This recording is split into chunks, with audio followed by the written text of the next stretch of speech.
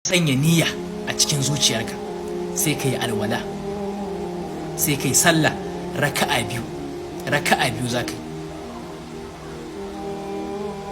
Raka'a ta farko za ka karanta fatiha sai ka yi qul huwallahu kafa 100, qul huwallahu kafa 100 kana tsaye.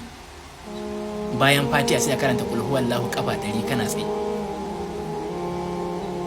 sai ka yi ruku'u, ka yi sujjada, ka ƙara tashi. Ita ma ta biyan bayan fatiha din za ka ƙara karanta qul huwallahu kafa 100 kana tsaye,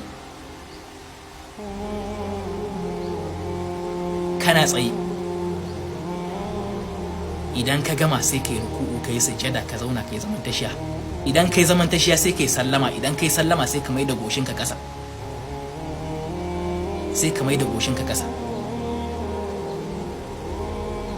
sai ka roƙi Allah duk buƙatar da kake buƙata, arziki ne, ɗaukaka ce, kuɗi ne, ka faɗa wa Allah,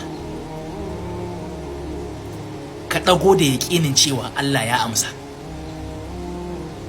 In dai har ka fi ƙarfin zuciyarka, ka fi ƙarfin shaiɗan, Allah ya baka iko ka aiwatar da wannan sirrin kamar su 7 a cikin rayuwarka.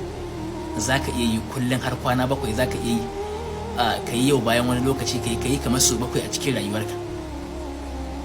Wallahi tallahi sai ka yi kuɗi a cikin rayuwarka. Ba za ka bar duniya ba sai ka yi kuɗi, ba za ka bar duniya ba sai ka ɗaukaka, ba za ka bar duniya ba sai ka samu abin da kake nema a duniya. Wannan sirrin ya faru a kaina, ya faru a kan wani na gaya wa mutane wannan sirrin sun fi mutum nawa.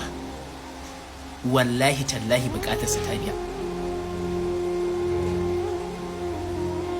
Wanda ya lakin, ya yi comment da sallallahu alaihi wasallam, ya yi sharing domin 'yan uwa su amfana, shi muka baiwa ya je ya jarraba.